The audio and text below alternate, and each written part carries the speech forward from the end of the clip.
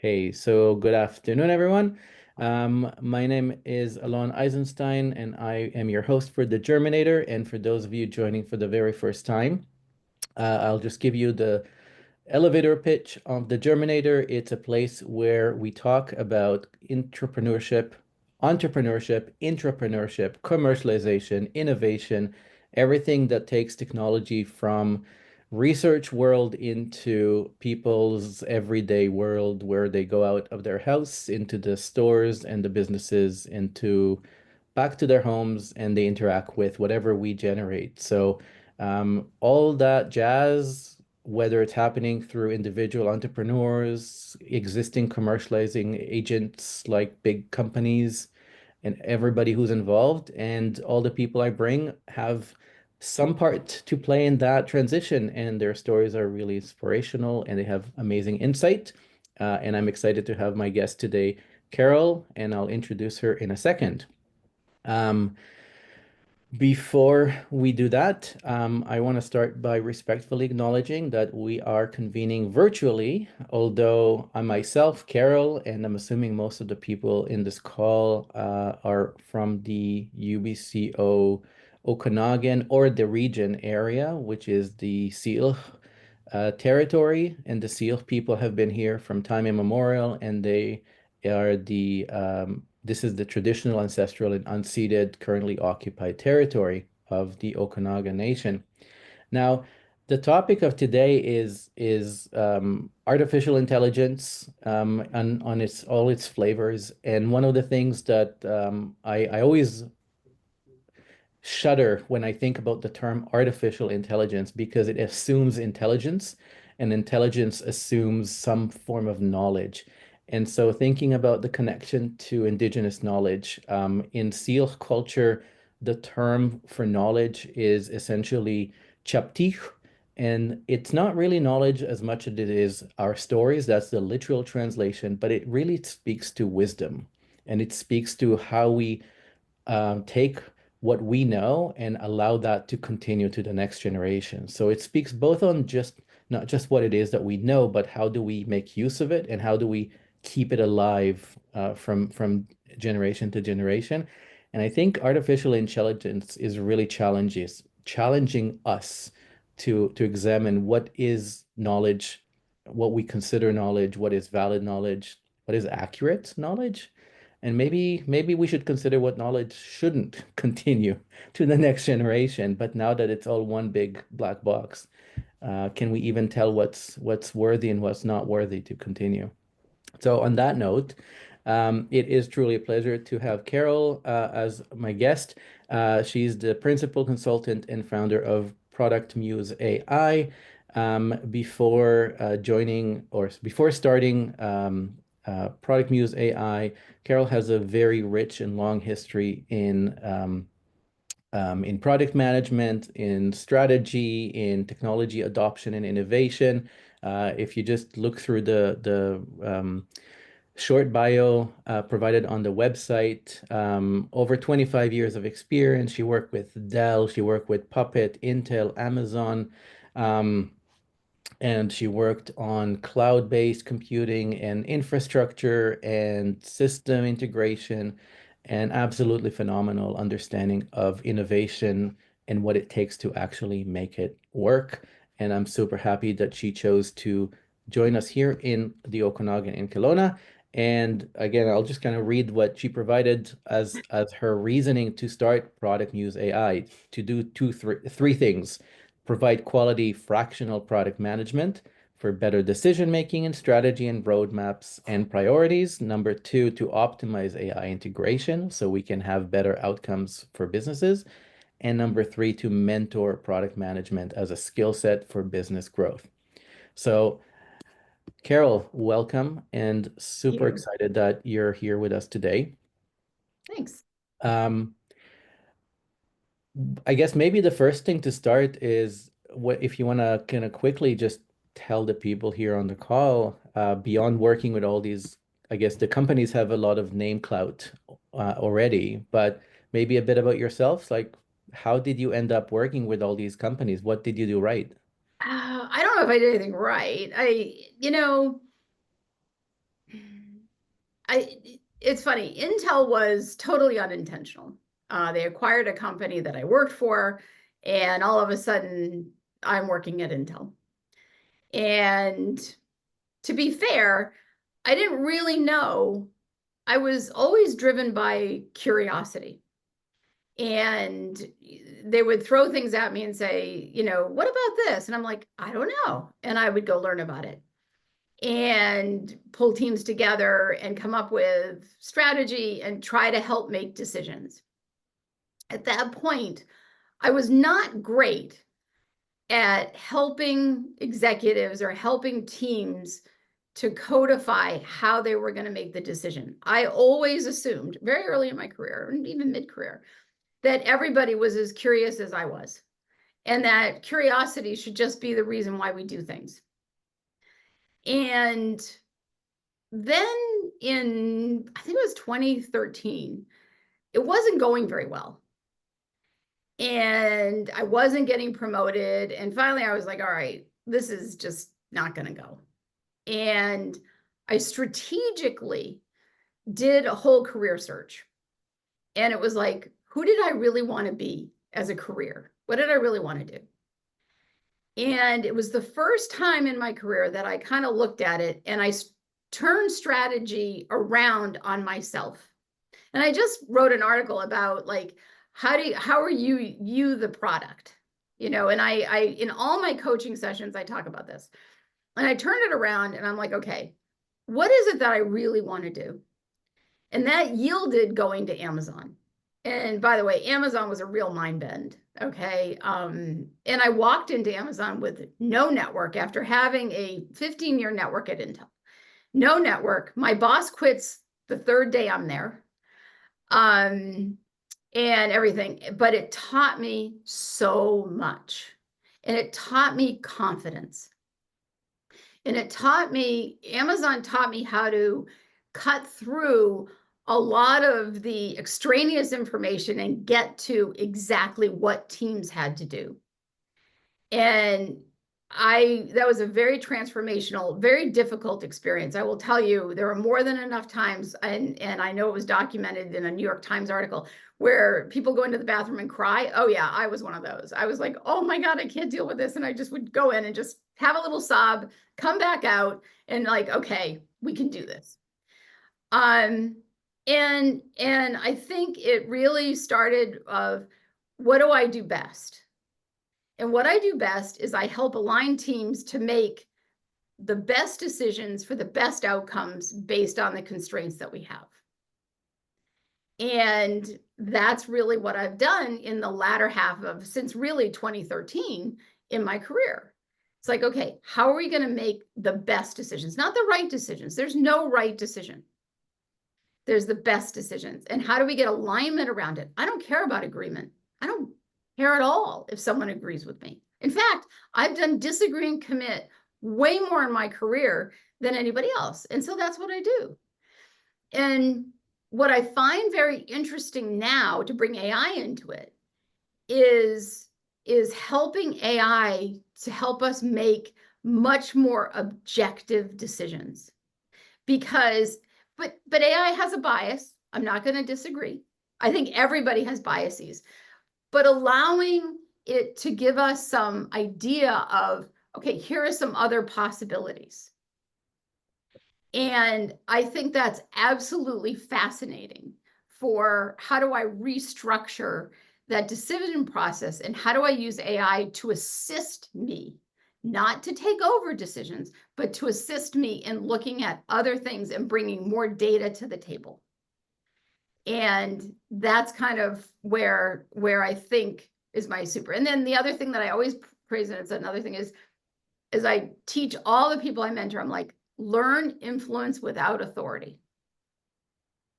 Learn it, because you will never, even when I was a VP at Dell, I didn't have ultimate authority. In fact, I had less authority.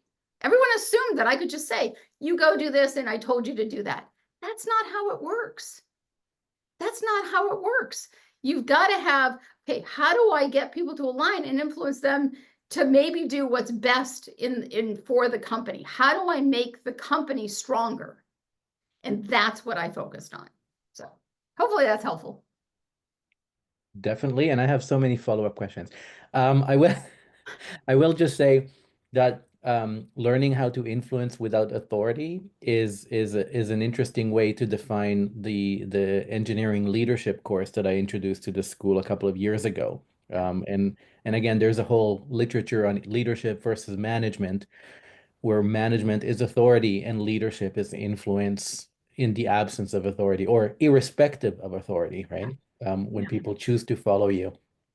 But let's not go that way. I do want to pick your brain more on the things that you talked about, which is helping people in organizations make the best decision. And again, I mean, in the engineering lingo, I mean, you're speaking engineering lingo, right? The constraints, the Yeah. specifications, decision making criteria. This is what the bread and butter of what we teach in engineering. Um, but maybe a bigger question is like, well, why people don't make good decisions to start with? I mean, you alluded to the fact of not having enough information, but is it the fact that we just don't have enough information? I mean, does I'm going to Intel tell doesn't you, have enough my opinion information to that, make good decisions? yeah, in large organizations, small organizations, it's a little different, but in large organizations, it's fear. It's fear of change. It's fear of the unknown. It's risk. It's it's corporate culture.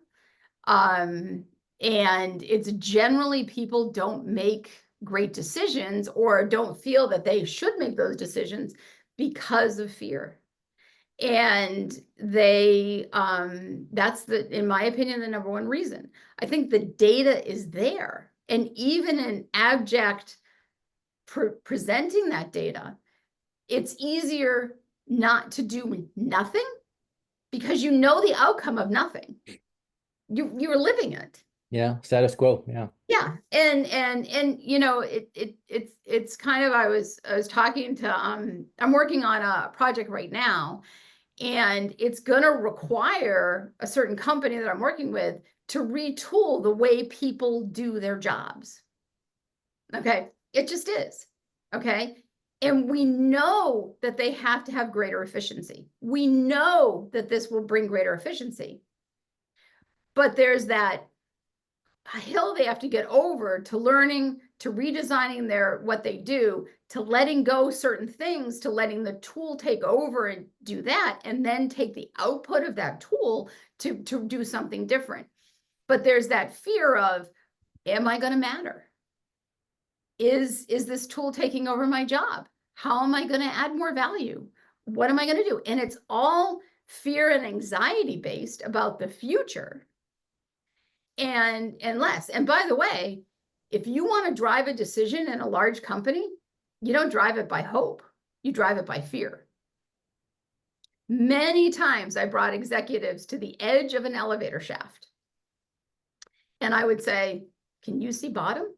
If you don't make this decision, you can't see bottom. I'm giving you the option of a floor underneath, so you can only fall so far down. Because hope, you can't prove hope. You can't say, but if you want to drive a decision, fear is your only option. And that's the bad thing about it in making decisions. It's like generally it's because of fear of missing out. FOMO is real. And the hope. And so what I try to do is I'm like, look, if you don't make this decision, you know you're going to keep repeating blah, blah, blah. Okay. You know what the outcome is. And you're not, if you make this decision, you put a floor under this, and that will, that we can put safeguards around XYZ, all right, to make sure that it doesn't go wonky or anything. And your benefit is probably this. And we can measure it. This is how we're going to measure that outcome. And do you agree with the measurements? Do you agree with that? And getting people over that fear and anxiety of making the decision or making a change, it takes all three of those things in order to get people to do transformational change. But it's hard work. And it's many, many different conversations. And it's being absolutely, don't ever change. If you have 3 points, continue to make those 3 points. If you change those 3 points, then somebody's going to come along and go, wait a minute. She said this in my conversation with her. And then she said this in the conversation with you. And then we heard she talked about this over here. We can't trust her because she said 3 different things. Now, they probably were variations on the same theme.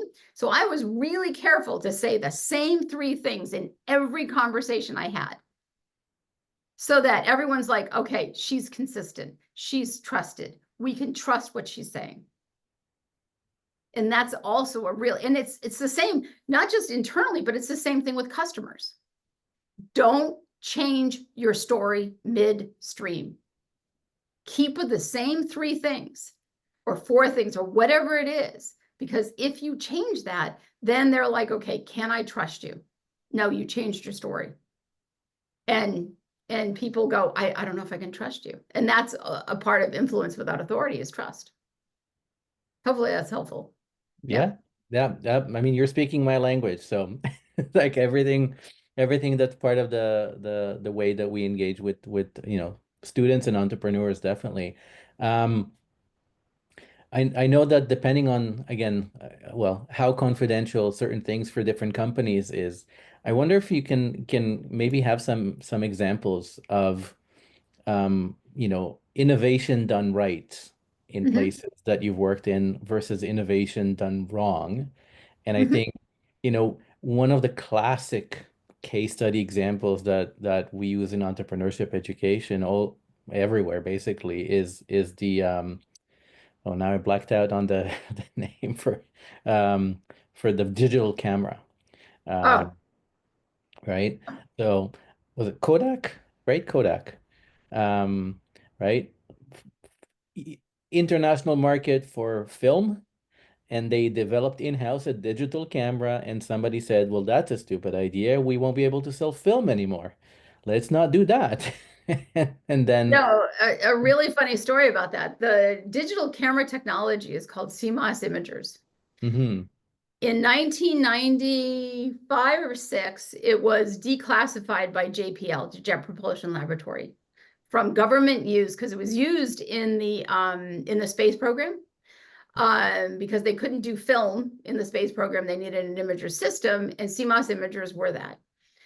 I was part of that declassification process, believe it or not.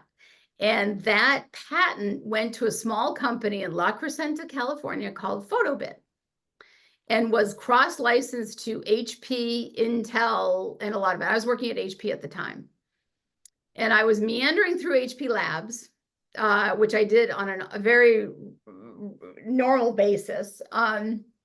And I came across a lab that was playing with CMOS imagers and digital cameras. And I ended up doing the first tester for digital photography, for the semiconductors for digital photography. And I thought it would take off a lot faster than it did. I never saw digital cameras as, I actually didn't think I thought digital cameras were nice and everything. And I thought, I thought it would be good, because the previous technology was a Japanese technology basically called CCDs. And the Japanese were holding on to it, and they were not cross-licensing it to the US or to anyone else. And CMOS imagers were easily integrated into existing silicon processes and could be done very easily, much more easily. So I saw it more in the cell phone industry and creating cameras on cell phones than I did in actual digital photography and everything like that. And I think that is one where it leapfrogged over. And I know Kodak saw it. I did meet with Kodak more than a few times about integrating it in. And yeah, that was their response most of the time when I met with them. And I'm like, why don't you see this? And the thing I kept telling them is, look, I'm a photographer. And I actually at one point won a couple of awards for my photography. And I'm like, it's a pain in the butt to go, like, I have to take, a whole roll of film to get maybe one good shot. And even when I get that one good shot, I have to go to my people and go expand it, enlarge it, crop it, and make it a great photo. If I have digital photography, I can keep taking it over and over again and get the right shot. and I control the process versus everyone else controlling the process. And it leads me to another innovation. I'll tell you the one that it's not confidential anymore. It made Intel, I don't know, $7 billion, $8 billion, maybe even more. And it was the idea of, so back in 03, we were selling LAN on motherboard. So basically wired Ethernet. The Okay. cost of it to build it was, I don't know, like $2, $2.50. And the competitors were selling their LAN on motherboard for $1.75. It was a Taiwanese firm. And I'm like, give it up, dudes. Like, this is not a good market for us to be in. This is a loser market. And they were like, oh, no, no, no, no. We're going to continue to sell this. It was Intel. And I was like, you want me to go do this program? This is insane. Like, this is just insane. We'll figure it out. I'm like, okay. And a couple of architects came to me and they said, hey, we have a software that literally we can do a backdoor into the PC. If the PC blue screens, we can get in the back door and we can manage the PC without having someone go to a desk side visit. Because at that point, IT people had to come to your desk to fix your desktop. There was no way to have central managing of the infrastructure. And I was like, all right, let's talk about it. And we ended up creating the first product, and it ended up being called Active Management Technology, but it's better known as, oh crap, what's their, it's the branding that became Intel, their Intel corporate PCs. The name escapes me, but it basically was that branding, and AMT was the central feature. Now, the caveat, and so when we were pricing it, it was hilarious. We're sitting in a meeting and they're like, well, what are we going to charge for this? And I was like, well, it can't be $10 and it can't be $1. It's got to be something in between. So I'm like, I don't know, 5. Let's do 5. And we backed in, and basically that was the magic number when we looked at the amount of desk side visits, what the cost was, and what this would be recovery for that cost. And that's what we did. The caveat, though, is AMT was not turned on a lot in IT systems, but it ushered in a new way to manage corporate PCs in a way that had not been thought before, and how to use the comms lines in order to do that versus other ways that were being looked at and how you manage it.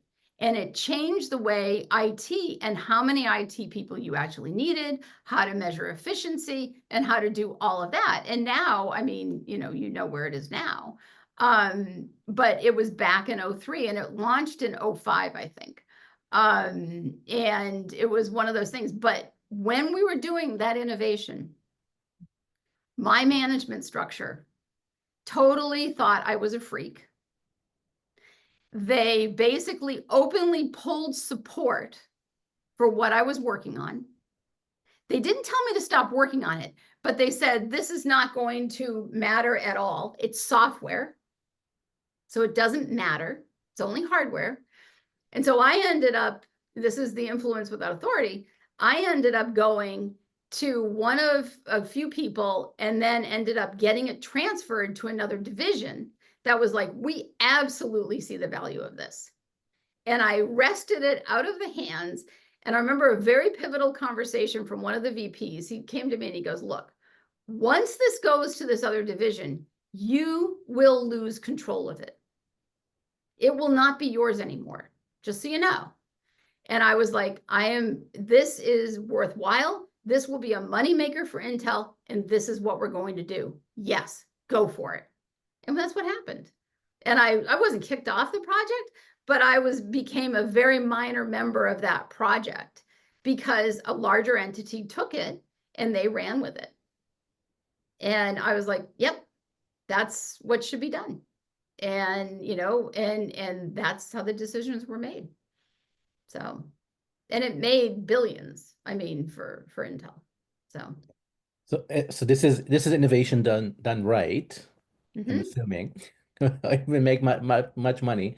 Um, I will maybe just kind of clarify, maybe articulate, and I find your example so on topic on innovation and understanding innovation, not just the technology, what you're adding, to the computer, but the fact that it changes the behavior of the people interacting with it, right? Like even as simple as, well, you don't need to physically waste time going from building to building, from door to door to office. You can just do it remote.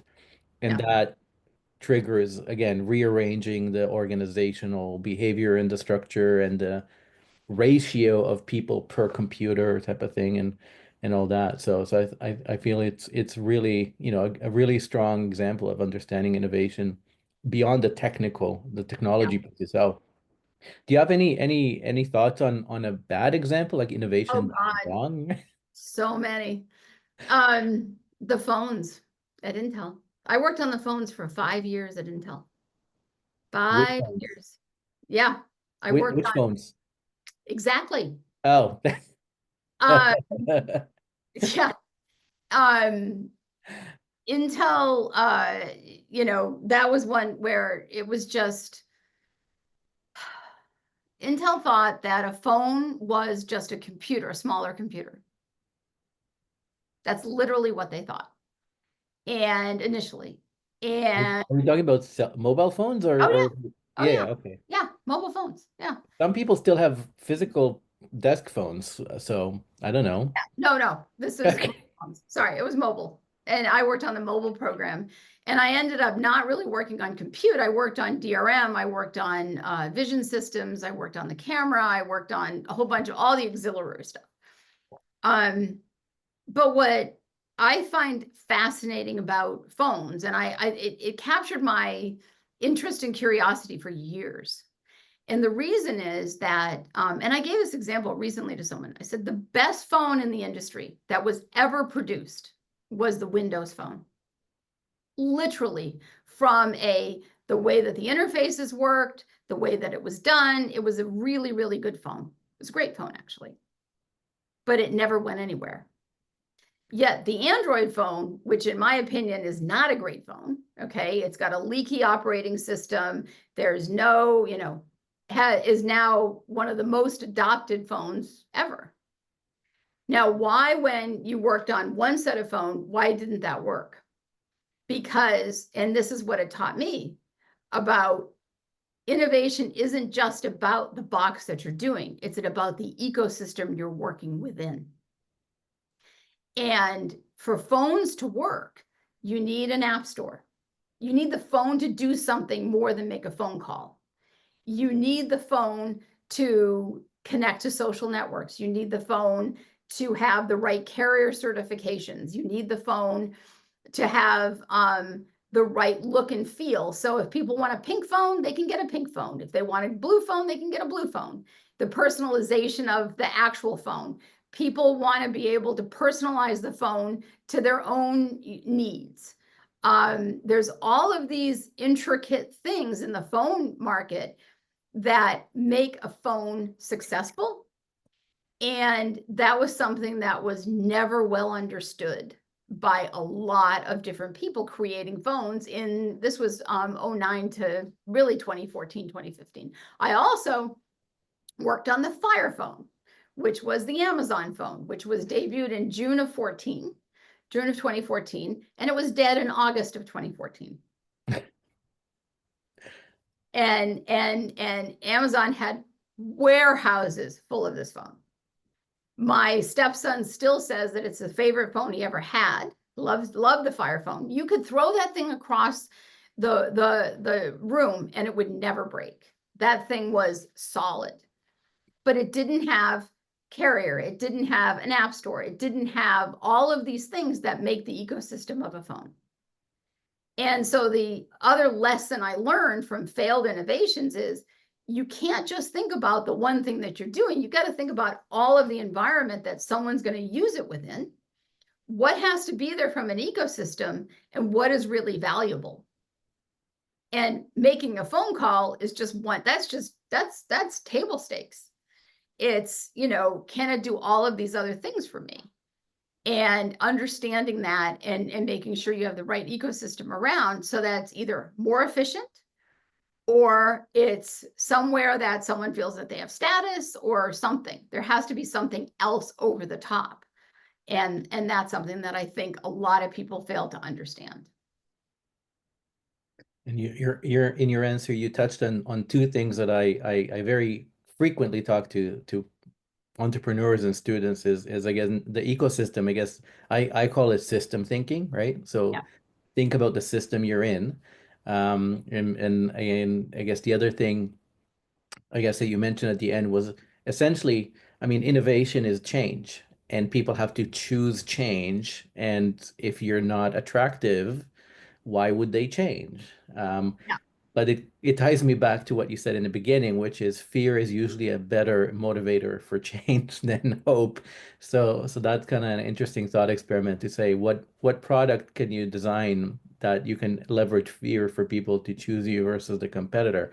But I wanna pause here and see if Yeah. anybody in the room is would like to come in and ask any question about your experiences and wealth of knowledge in on the tech innovation ecosystem. Is anybody wanting to unmute or put a question in the chat? Sure, I can jump in. So I think I spend a lot of my name is Bam. I'm an assistant professor at the School of Engineering. Um, I spend a lot of my time. My research focuses on industrial policy decision making, um, and we've developed a lot of theory, and we tackle all kinds of policy problems, etc. But the challenge seems to be in how do you integrate into people's decision-making processes, and how do you show value there, and how do you come alongside and understand, well, I guess the policy-making process and how people are taking in information and how they're using that to make decisions. So, and then in the beginning of the talk, you were talking quite a bit about decision making and using data, and empowering people to make better decisions.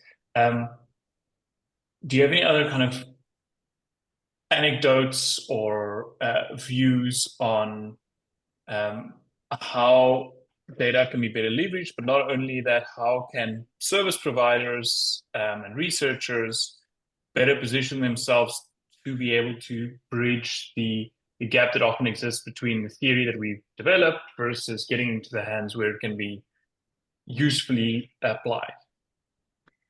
Two thoughts. So one, when I was at Puppet it still is in existence, but it was sold. But Puppet is a infrastructure software company. Okay, and I got there in September of 2020, I think it was. And their roadmaps were literally Gantt charts of features. Frustrated the heck out of me. And I was like, all right, no. And I read an article somewhere in I think October 2020. It was actually really pivotal. And I've republished it. I've sent it millions of times to people. And it's outcome-based road mapping. What are the specific business outcomes that you need to achieve to make something viable?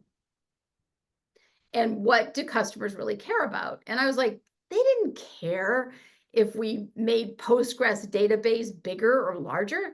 They don't care about that. They care that, okay, I can now have a larger database that allows me to understand in config management all of the data, and I can refresh that maybe faster. And because of that, then I can do these things in my business, in my config management subsystem or something like that. Okay. And so what I did is I realigned the roadmaps to 5 basic outcomes, and I can't remember what they were, and it wasn't just me. I actually tasked my senior level product management teams to go re-architect. And we did I think it took us 3 or 4 months to re-architect that and do that. So that's one way of focusing on the outcome. Like, what is really going to move the needle, and how are you going to measure that outcome? The other thing about decision making is that everyone always focuses on what are the decisions we have to make. And that's the wrong place to focus. The focus is on what is our criteria and weighting criteria that we're going to align on as a team. Is it money? Is it resources? Is it, what is that? So for example, right now I'm a partner in a venture lab firm. Okay. And just yesterday we were having a meeting and I said, and one of the partners is like, hey, I'm going to fly to so-and-so because we have this deal going on and it's a new deal. It just came up, blah, blah, blah. And I'm going to go do this. Great. And my comment in the meeting was, well, wait a minute, where does that fit into the priorities? And how are we making this decision to say yes and to say no? If money is our number one priority, then I totally get it. This firm has $100 million, they want to spend, blah, blah, blah, blah, blah. Cool.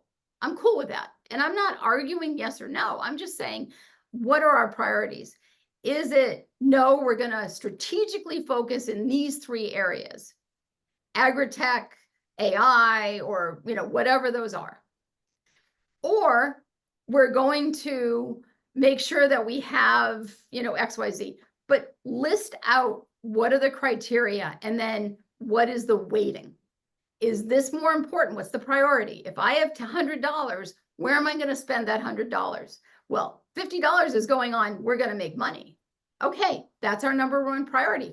That's how, then you go look at all the decisions and you say, okay, which one objectively do we think is going to make more money?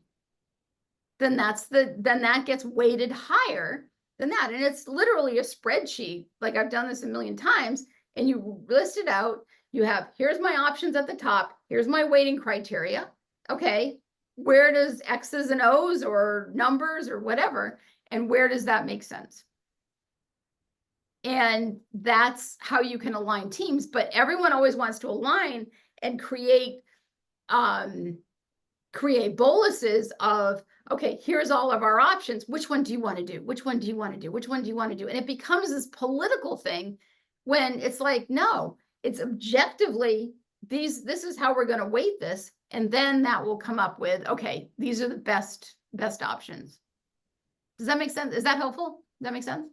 Yeah, that makes total sense. Thanks. Appreciate the insight. And so focusing the team on the priorities and what we're going to do rather than what the decisions are kind of takes it away and it helps people to focus.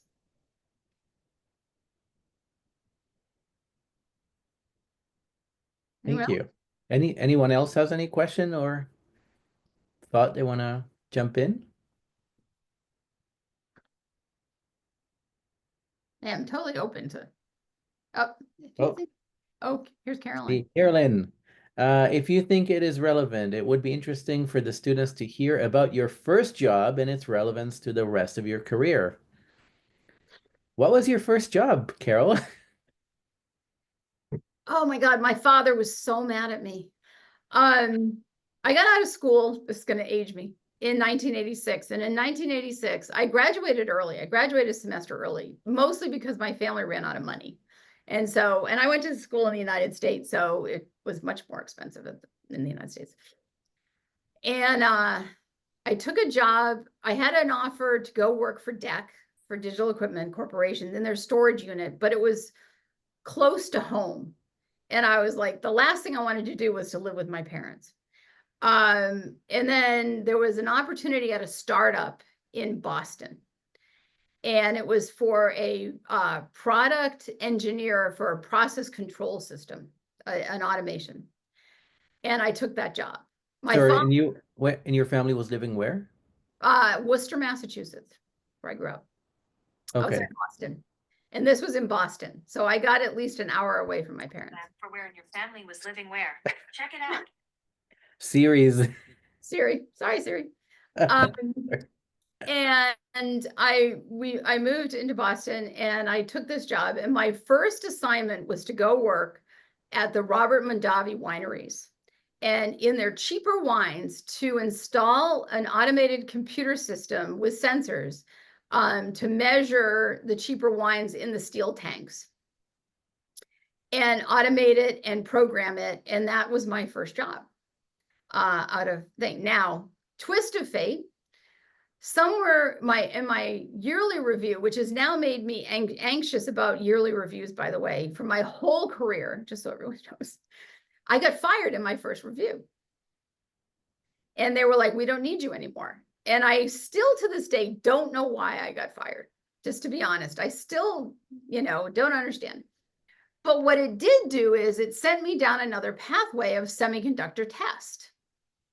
And I got a job a few months later as a tech writer, which I felt was such a downgrade from what I was doing. But I was like, look, I had to get a job. And I started off as a tech writer in the semiconductor test industry. And I ended up in, let's see, that was 1987, maybe. And by 1991, I think it was, I was sent over to Singapore to run I think it was 27 at the time, to run to run the South Asia applications engineering office for Teradyne. And I had 8 Asian men reporting to me, and I was like 27. So really getting fired from my first job was very fortuitous because it put me on a path that was, much more lucrative and much more interesting, to be honest. I loved semiconductor test. I adored working in it, but it was a boom and bust type of industry. And also it was, there was no personal life at all. I would get told or called before the internet. There's a ticket waiting for you at the counter, at the airplane counter. You need to go to Taiwan. You need to go to Japan. You need to go to here. And I would land, didn't know what the problem was, didn't know what the customer was facing. And I was an apps engineer, so I was not going to fix the equipment. This was something with yields. It was something with the process, the program, something was wrong, very, very wrong. And I would land into the customer site and they would go 92%, 97%. What's going on? And I would spend sometimes the next 48 hours totally on trying to get production to be 94, 94 or 92, 92 or something, so that they were not passing bad parts or they were not, binning, negative binning good parts. And so that's what I did for years. And I loved it. Absolutely loved it. But I had no personal life. Zero. Like friends were like, is she coming or not coming to the party? Is she in town? So, and that's why I transitioned out of semiconductor test and went to go work for semiconductor manufacturers at the time. Because it was a lot more deterministic for my personal life. Yeah, more predictable. Oh, it was. I mean, my mom would always go something like, where are you? And there were no cell phones at this time. I mean, they were later on. I think 95 was the first time I had a cell phone. Then I could call her and she could, where are you? I'm like, oh yeah, I'm in blah, blah, blah. And I'd get sent into China and the Chinese would be like, you're not leaving until this is, working. And I would be sitting in these horrible flatted factories in the 90s. Just, it was brutal, but I learned a crap load and I liked it. I loved it. So since you mentioned that job was started as a tech writer, and I'm just coincidentally, I'm teaching technical communication as we speak. Yeah. What has been your experience? And I do want to tie it back to your more senior leadership roles. And you did talk about being consistent with your messaging, right? Always stick to your same 3 things. They have to be the same so people don't think you're talking about the different 3 things. Yeah. Kind of looking back at your career, going from, tech writer to, leadership and maybe working more on verbal communication, but Yeah. I'm assuming also following up by emails and letters. How do you find the whole introduction of, AI, Grammarly, all this autocorrect, all that? How do you feel about that and how it's Is it keeping us vulnerable for poor communication skills, or is it enhancing us? So I find Claude, ChatGPT, Grammarly, and others extremely helpful. And the reason if I have an idea for an article or whatever, I will go through. Claude's actually my favorite right now, I gotta say. ChatGPT isn't my favorite anymore. But I will go through and I'll say, hey, as a blah, blah, blah, I'm thinking of writing blah, blah, blah. Here's the main points that I want to highlight, and here's the data I have, and I'll feed in the data. And then it comes out with somewhat of a pretty well-structured, thing. And then I just go, give me an outline. And I don't ask it to write it. Usually I ask for, what do you think the best outline is? And then I will bring that outline in and I'll look at it and say, okay, do I agree or disagree with this? And then I will start to say, is that really germane or not germane to the topic that I'm talking about? And I will use that as a way of ideation. I think having ChatGPT or any of those write your articles, or relying on it as a thing, I think my opinion is a major mistake. I think having it bring in things that you may not have thought of, or ways to attack a certain subject or present a certain subject, I think it's extremely helpful. And I always put in who my audience is. So is my audience students? Is my audience an executive? Is my audience this? Who's the persona of who I'm going to be speaking with or speaking to? And I think that really, really helps. So that's generally how I use those tools. But I think there's been an over-reliance of a lot of people on those tools as, oh, they're just going to write the article for me. And I think if people do that, man, it doesn't work out well, in my opinion, because there's words that are being used that you can kind of tell are generated by that, because they're not words that I would use in language. Like, I know that. I've had them do it. And I'm like, I would never say, I am so thrilled to da-da-da-da. It's just not my personality. I don't say those things. I don't say those things in the real world. And so that's why I use it as an outlining tool and not as a, end all and be all tool. But this is your personal approach. Yeah. Working and interacting with people across the industry. Yeah. I guess, have you seen any warning signs of people who are handing over the reins of control? The marketing content, absolutely. Yeah. Most marketing content right now is being generated through AI. Very rare, in my opinion, very rarely are our marketing people actually, doing, it's probably 80-20 now. 80% is AI generated content, 20% is human interaction.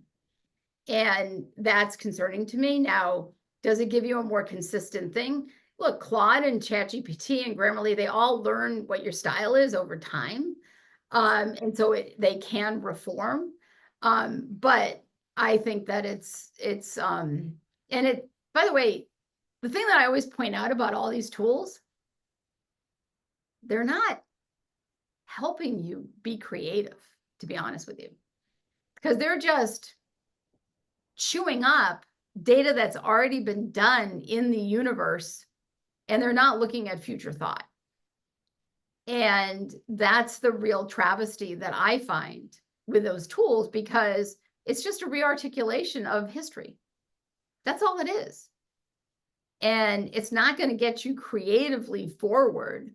And, it jots down some ideas. Like right now, my latest thing that I've been thinking about is agentic observability. And how do I know from an observable way that an agent is functioning the way it should at the right cost point for me and the right performance? And what do I do if I find out that it's not operating at the right point? And then how can I put an automation process in place that basically will help me with that? And like, I put this through Claude and I got some information, but then I was like, that doesn't really make sense. Or how would I actually, that doesn't make sense. And then, so now I've been like going and doing a lot of research on like, what would make sense for this? And how would you actually do it? Because it's a creative, it's not something that's been done before. Mhm. Like agent observability, nobody has thought about this. I mean, I did a little, I'm like a Google thing, and I'm like, has anybody thought about this?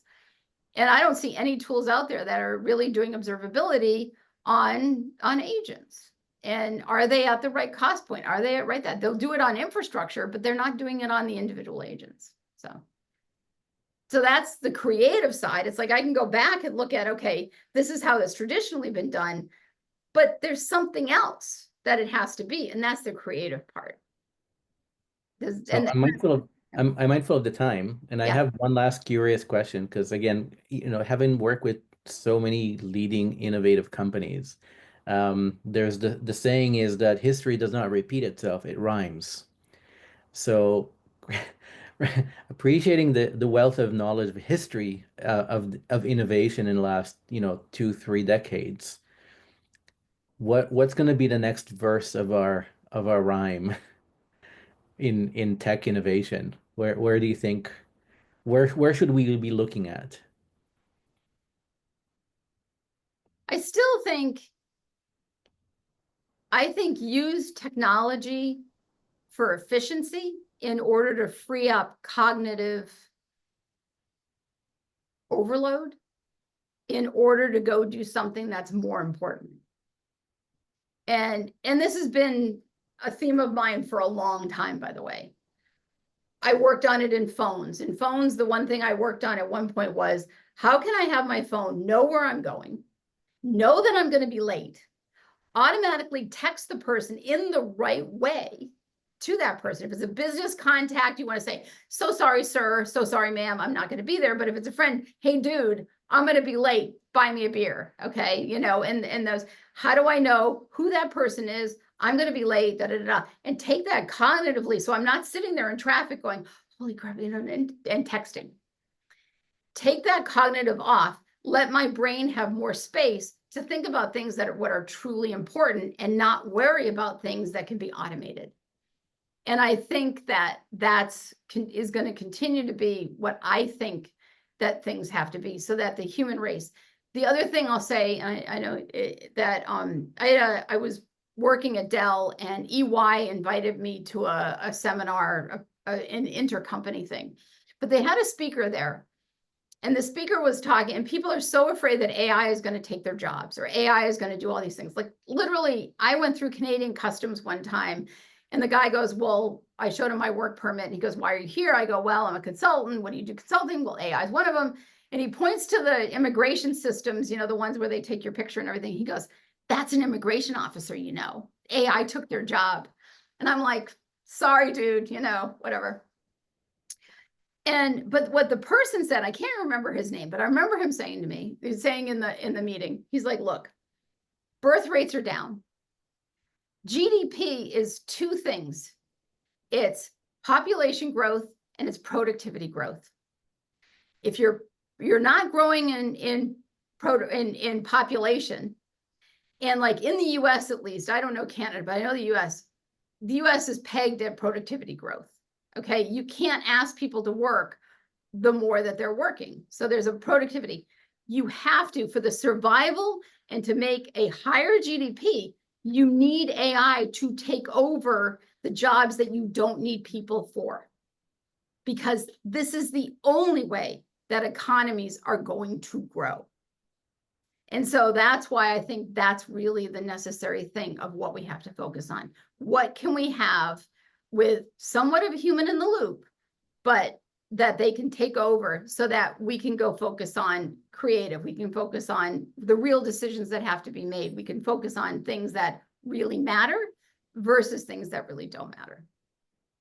I think we can have another 3-hour discussion whether GDP is or isn't the right metric to make decisions based on, but that's on another topic and maybe That was another. it was one way to ameliorate the conversation of they're going to take my job. And Yeah. it was an interesting, he showed the birth rates like in Africa. It used to be 6 children to 1 woman in the 70s, and it's now less than 2. Yeah. Yeah. No, that's true. And I think Canada historically has always relied on immigration as keeping that flux going up. And again, we're seeing a lot of moving US? parts in that direction as well. So Yeah. Carol, it's been super lovely to chat with you today, and I learned a lot, and a lot of things resonated and rhymed with the things that I like to think about and talk and learn from others. So I appreciate that. Um, I will flip back to my slide deck and just give 2 quick heads up to our audience and just say that the EATBCO folks in collaboration with WeBC are hosting a startup sprint weekend, and you get to learn how to start a company in 1 weekend. It's free, it's open, it's lots of fun. I usually come in as a judge or mentor. Highly encourage anybody who's available to do this. It is in person, and if you've never done a startup sprint before, it's a lot of fun. Good food, good entertainment, and we'll get your head spinning about what should I do next. And then the next guest I have on the Germinator in 2 weeks from now is Corey Blumenfeld. I know Corey from way back when I was at the University of Toronto. At that time, he was working on a company called CoHealth. Since then, he started another one called Dash MD and Caribou, and apparently there's another one in the hush hush that we may or may not learn from him when he shows up in 2 weeks about company number 4. So I'm looking forward to reconnecting and Corey and hearing what he's up to. So if you're available, I would encourage you to do that as well. And I think we're just on time. So thank you again, Carol. Thank you everybody for joining this session, and hope to see you in future Germinator sessions. Have a good rest of your afternoon. Take care. Bye. Bye.